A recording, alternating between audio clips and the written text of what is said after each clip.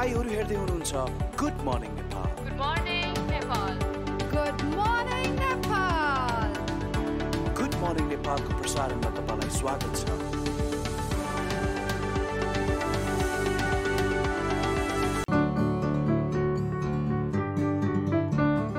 नमस्कार, good morning, शुभ प्रभात। कान्तिपुर टेलिभिजनको नियमित बिहानी सो गुड मर्निङ नेपालमा तपाईलाई स्वागत छ। आज पनि हामी उपस्थित भइसकेका छौँ सदा चाहिँ यहाँको बिहानीलाई सकारात्मक ढङ्गले सुरुवात गर्नको लागि। यहाँहरू सबै आराम हुनुहुन्छ भन्ने हामीलाई विश्वास छ।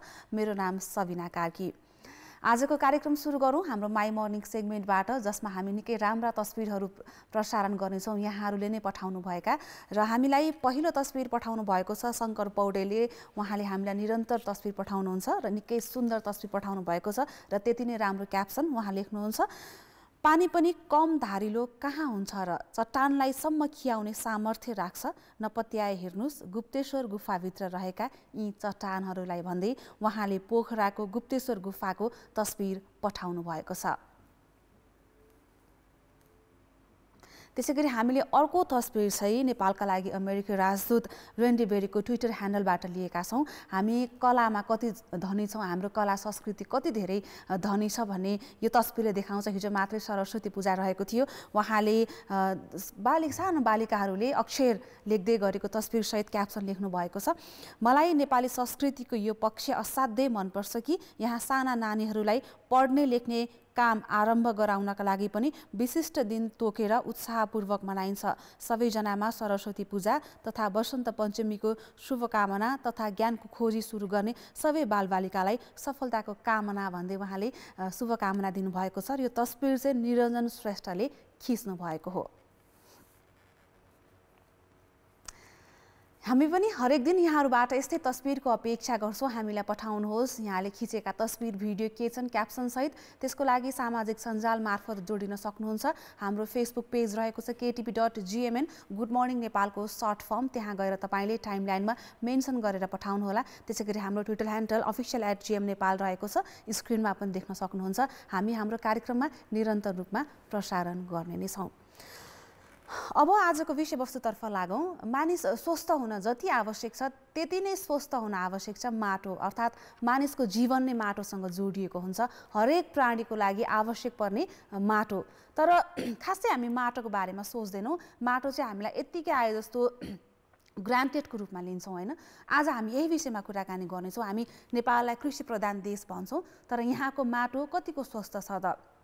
यहाँ उत्पादन हुने खाद्यान्नले हामीलाई के पुग्छ त? धेरै जसो त हामी बाहिरी देशहरूमा नै निर्भर छौँ, होइन? के कस्तो छ नेपाली माटोको अवस्था, कतिको परीक्षण हुन्छ, उर्वर भूमिलाई, उर्वर माटोलाई हामीले कसरी क्षति पुर्याइरहेका छौँ, अथवा सबै सकि नै सकेको अवस्था छ, अथवा अझै पनि केही आशा लाग्दो क्षेत्रहरू छन्। अब हामी अझै पनि माटोबाट निर्भर हुन सक्छौँ यदि हामीले राम्रोसँग यसको संरक्षण गऱ्यौँ भने। यिनै विषयमा हामी कुराकानी गर्नेछौँ। कतिजनाको त अब अहिले खेतीमा निस्किने बेला पनि भइसक्यो होला, 8 बजिसकेको छ। सो आज हामीसँग स्टुडियोमा हुनुहुन्छ एम गैरे, माटो विज्ञ। स्वागत छ यहाँलाई। नमस्कार, धन्यवाद। आराम हुनुहुन्छ? एकदमै ठिक छ। मैले सुरुमै माटोको स्वास्थ्यबारे सोधेँ। कस्तो छ नेपाली माटो? स्वस्थ छ?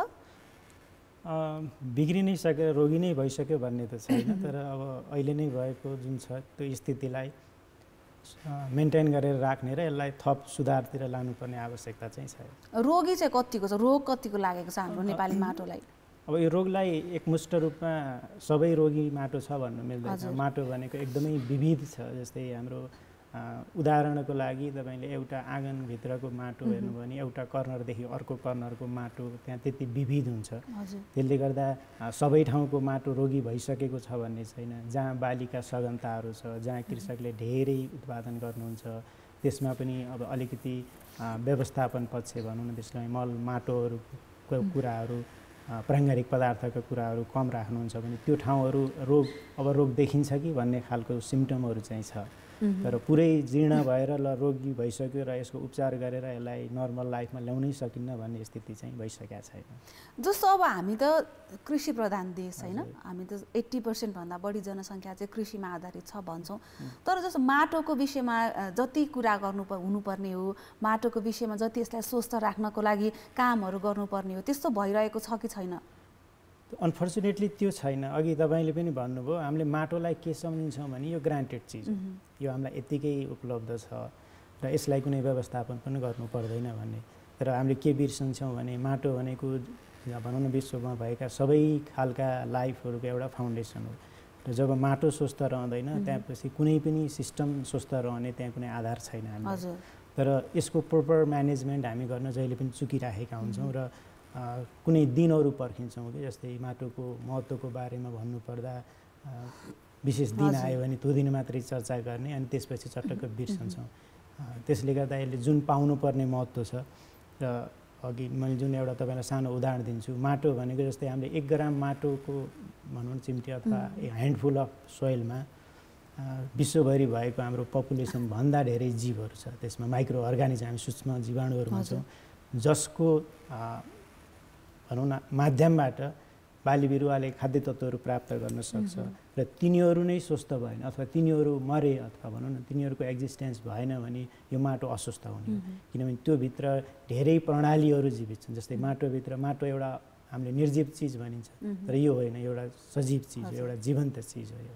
अब अहिले हामी सुनिरहेका छौँ नि होइन, नेपालको माटोमा नेपालको हामीले खाने चाहिँ खाद्यान्नमा बालीनालीमा चाहिँ धेरै विषादीहरू प्रयोग गरिन्छ, हाम्रो माटो चाहिँ बिग्रिँदै गइरहेको छ, विषालु तत्त्वहरू माटोमा बढी भइरहेको छ भनेर के हो ठ्याक्क हाम्रो नेपालको अहिलेको सिनारियो कस्तो छ?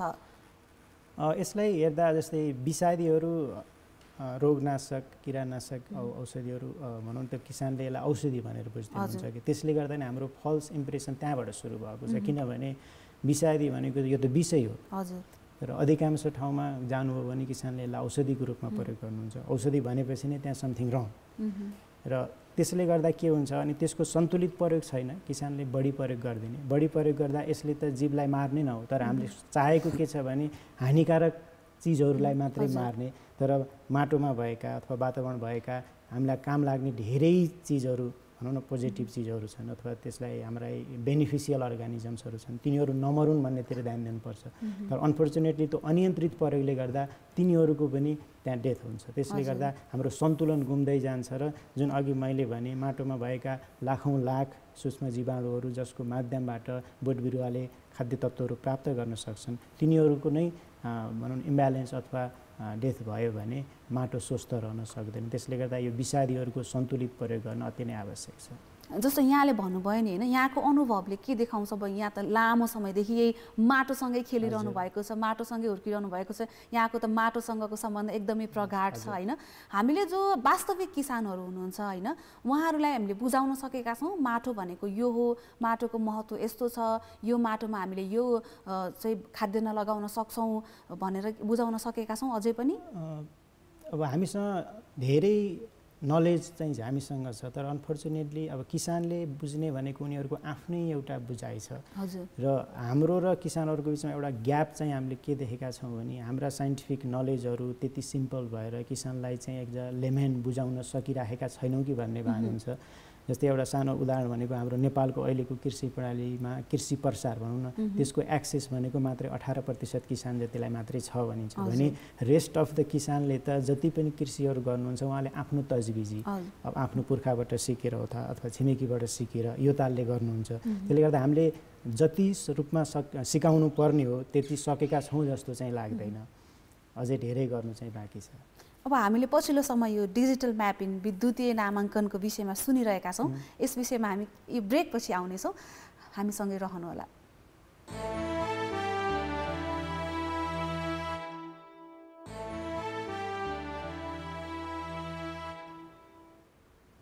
ब्रेकपछि पुनः स्वागत छ। गुड मर्निङ नेपालको साथमा हुनुहुन्छ। आज हामी कुराकानी गर्दैछौँ माटोको स्वस्थताको बारेमा। ब्रेकमा जानु अघि हामीले भनेका थियौँ अब नेपालको माटोलाई विद्युतीय नक्साङ्कन अर्थात् डिजिटल म्यापिङ गरिँदैछ भनेर।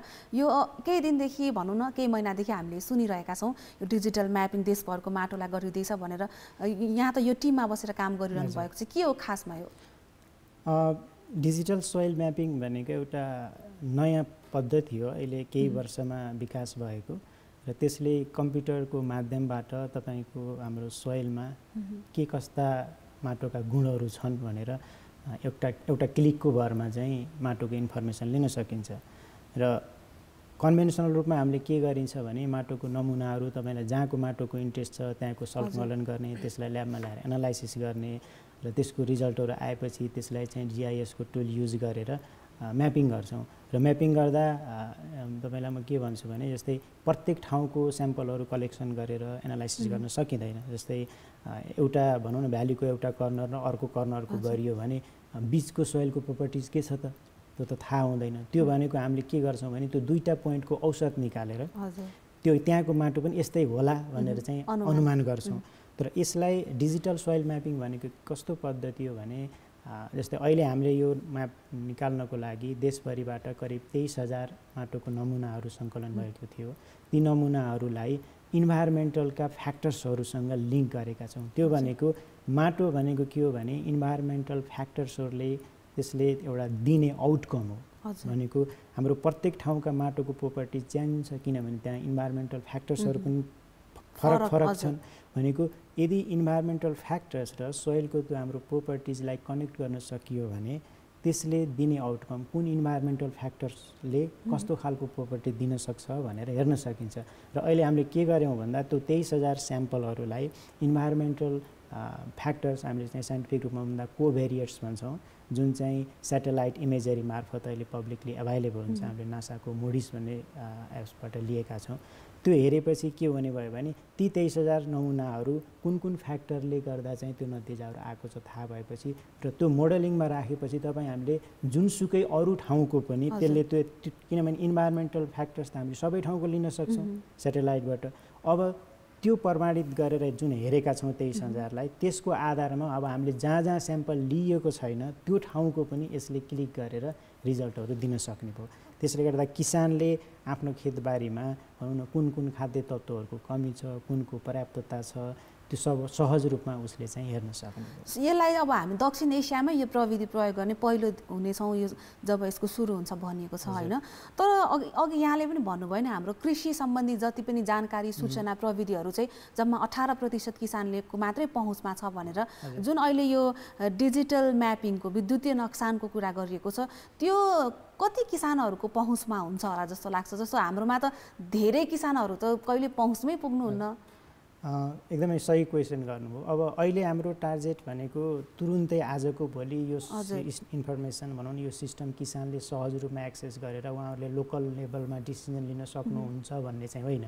यसले एटलिस्ट अब अहिले हामीले नेपालको माटो कस्तो छ त ओभरअल भनौँ न ओभरअल एउटा ब्रोडर पिक्चर यसले दिन्छ, जसले गर्दा पोलिसी लेभलमा काम गर्ने, रिसर्च लेभलमा काम गर्ने, प्राइभेट सेक्टरहरूमा काम गर्ने तिनीहरूलाई कुन एरियामा कस्ता खालका खाद्य तत्त्वहरू कम छ माटोमा, त्यहाँ कस्तो खालको मलहरू ल्याउनु पर्यो।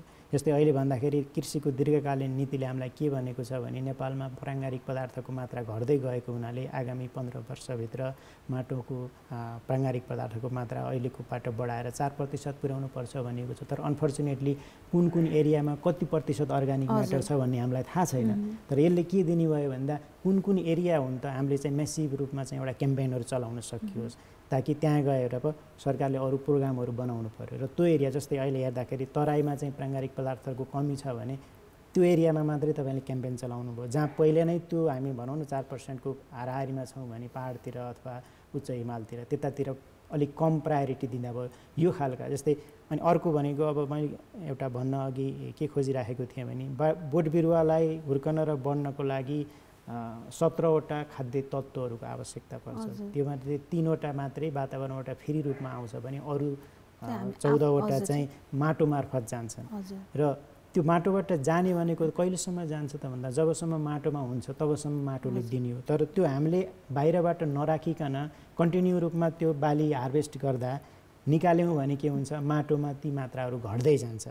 तर हामीलाई के थाहा छैन, हामीलाई किसानहरूलाई के थाहा छैन भने आफ्नो माटोमा कुनको मात्रा घटिराखेको छ अथवा कुनको बढेको छ, यो सन्तुलित मात्रा के हो भन्ने थाहा छैन। र हामीले आशा गरेको यो म्यापको सहायताबाट कुन एरिया हो जहाँ चाहिँ हामीले पर्टिकुलर खाद्य तत्त्वको व्यवस्थापनमा ध्यान दिनुपर्छ। हामी एकदमै अन्त्यमा आइपुगेका छौँ, हामीसँग एकदमै थोरै समय बाँकी छ। यहाँले बङ्गलादेशमा बसेर पनि काम गर्नुभयो होइन? बङ्गलादेश कृषिमा एकदमै राम्रो मानिन्छ, उनीहरू धेरै कुराहरूमा आत्मनिर्भर छन्। जस्तो हामी चाहिँ धेरै बाहिरी देशहरूसँग निर्भर छौँ। हाम्रो गहुँ जौ धान लगायतका अरू हुँदाहुँदै अब गुन्द्रुक यस्तोहरू पनि बाहिरबाट आउँछ होइन? हाम्रो माटोमै उत्पादन कम हुने हो अथवा हामीले म्यानेज गर्न नसकेको के हो? त्यो मात्रै पनि होइन, एक त हाम्रो नेपालको कृषियोग्य जमिन नै कम छ। हाम्रो चाहिँ उच्च पहाड हिमाल जस्तै छ नि, हाम्रो यो कृषि गर्न नमिल्ने खालका जमिनहरूको मात्रा धेरै छ। र अर्को कुरा उर्वरा शक्ति माटोको राम्रो हुँदाहुँदै पनि त्यसको प्रोडक्टिभिटी जुन छ नि, क्रपको प्रोडक्टिभिटी हाम्रोमा कम छ उनीहरूको तुलनामा। अब त्यो भनेको चाहिँ यो माटोले मात्रै नभएर त्यो कस्तो बिउहरू कस्तो जातहरू प्रयोग गरियो त्यसमा पनि भर पर्छ। र हाम्रो अनफर्चुनेटली साउथ एसियामै कृषि उत्पादकत्व हाम्रो देशमा चाहिँ कम छ, जस्तै धान गहुँ मकैहरू भनियो भने। तर अब अहिले यसलाई बढाउन पर्छ भनेर विभिन्न जातहरू नयाँ तरिकाहरूको सुरुवात भइराखेको छ, तर त्यो अझै किसानको पहुँचमा पुगिसकेको छैन। भनेपछि ओभरअल हामीले अझै म्यानेज गर्यो भने सक्छौँ। हस्, धेरै धेरै धन्यवाद यहाँको समयको लागि। धेरै जानकारी मिल्यो हामीलाई पनि र दर्शकहरूले पनि कृषकहरूले पनि केही जानकारी लिनुभयो भने हामीलाई आशा छ। धन्यवाद यहाँको समयको लागि। धन्यवाद, यहाँले पनि आफ्नो कुराहरू राख्ने मौका दिनुभयो, त्यसको लागि धेरै धेरै आभार। आजको लागि हाम्रो निर्धारित समय सकिसकेको छ। भोलि फेरि नयाँ विषय र प्रस्तुतिका साथ हामी उपस्थित हुनेछौँ। त्यतिन्जेलसम्मका लागि बिदा दिनुहोस्। नमस्ते, शुभ दिन।